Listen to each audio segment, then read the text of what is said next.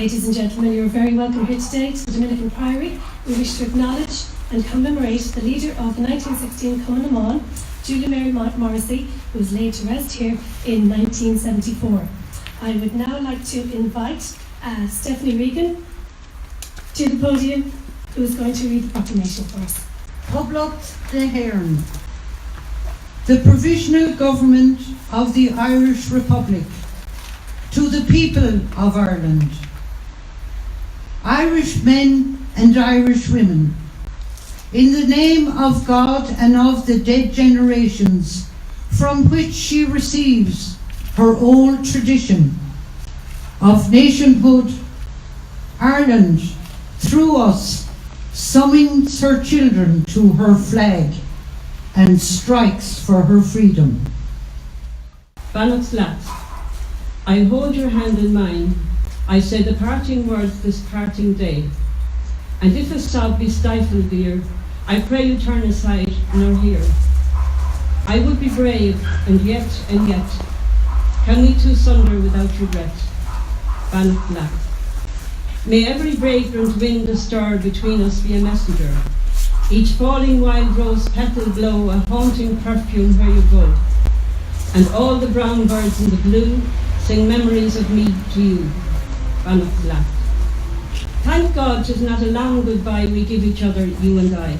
Sure in my heart the hope is fain to whisper you will come again, with the kind eyes and the same kind smile. Then for a little lonely while, Bannock Lads. Thanks so much, Pat. These are outsiders, always. These stars, these iron inklings of an Irish January, whose light happened thousands of years before our pain did. They have always been outside history, reaching me from these fields, those rivers, those roads clotted as firmaments with the dead. How slowly they die as we kneel beside them, whisper in their ear. And we are too late. We are always too late.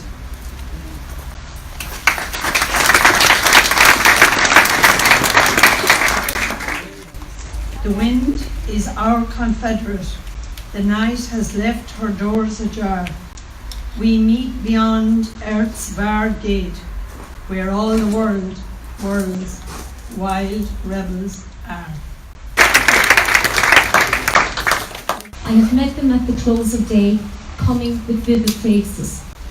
From counter or desk among grey 18th century houses, I have passed with a nod of the head, or polite meaningless words, or have lingered a while and said polite meaningless words. And though before I have done, of a mocking tale or a jibe, to please a companion around the fire of the club, being certain that they and I would live where motley is worn, all changed utterly, a terrible beauty is born. And in revolution in Ireland, there was little glory.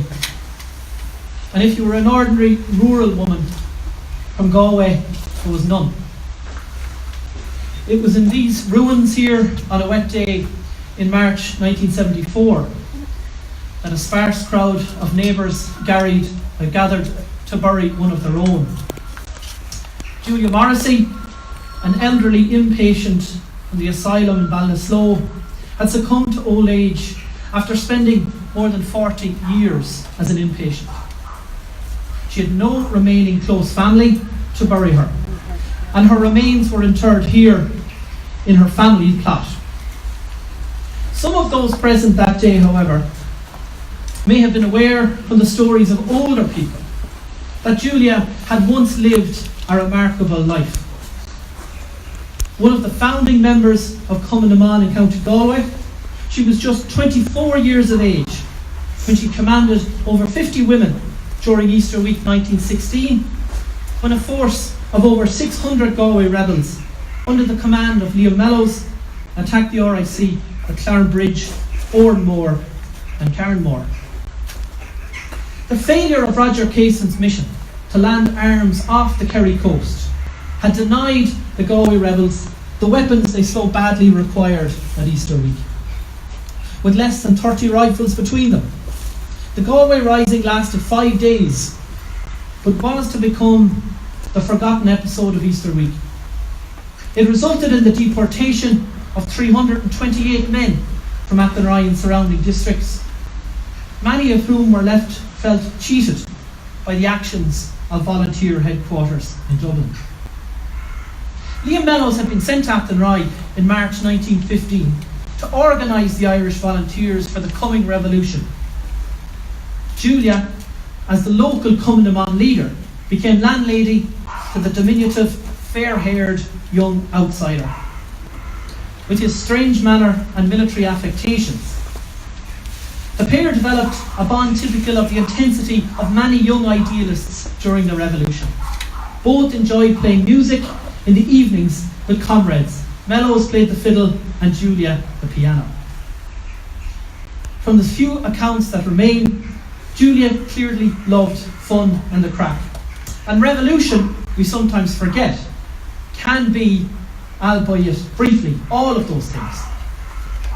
She was one of a small coterie of rural women from the neighbouring districts of Clarembridge, Killeen and Croppa, who were determined to play their role in the struggle come what may.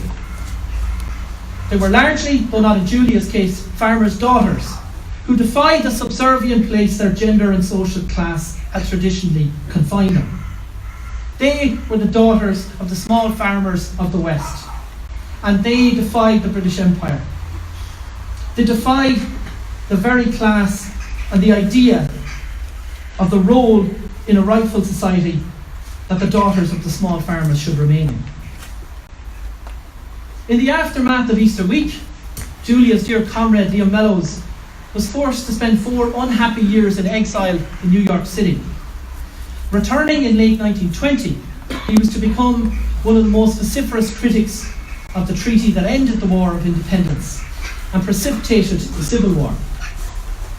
Virulently opposed to any political compromise, Mellows aligned himself with the leadership of the anti-treaty IRA.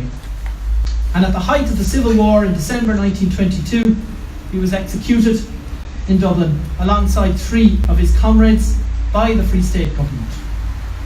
Likewise, Julia Morrissey and her comrades in Galway took the anti-treaty side and would have been uncomfortable with many aspects of the new Free State.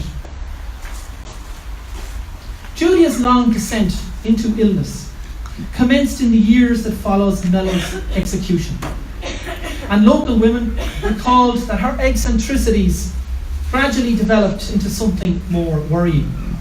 Attempts to contact her old comrades from across the grave created disquiet amongst her Republican friends in Athenry.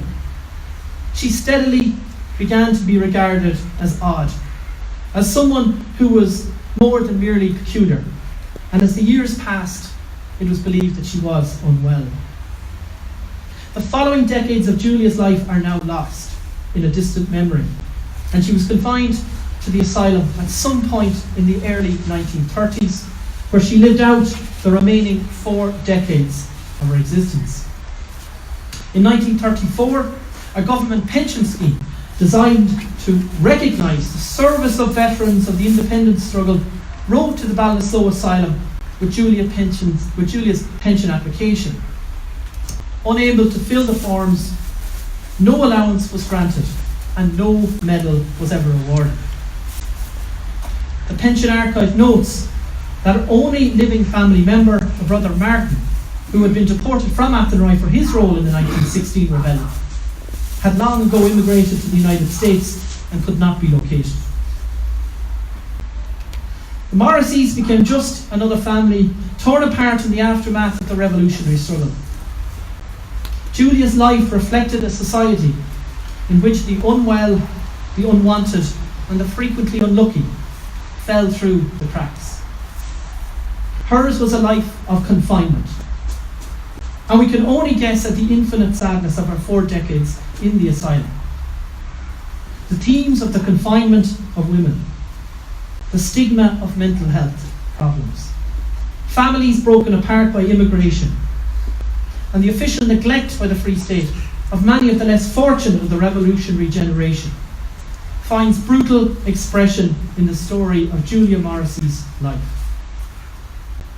We must also bear witness today that there are many other Julia Morrisseys in rural Ireland, ordinary women who were determined to fight for their community. And today in Athenry we remember all of those forgotten women. Too late, no doubt. But as a community in Athenry, we can at least pause for reflection on the story of Julia's life in terms of the Ireland that we wish to be citizens of. Julia Morrissey was laid to rest in this place with no marker on her family grave. Quite literally, she was unrecognised in death. She received no medal, no ribbon, and no financial support from the state, despite being among a cadre of revolutionaries who fomented the Irish Free State. Julia's story must give us pause for thought on the very nature then of revolution and what the rising generation fought for in the first instance. In this respect, however, Julia Morrissey should continue to inspire us to build a better community for the young, the excluded, and the marginalised. These women were no vainglorious girls, no adventure seekers or young romantics.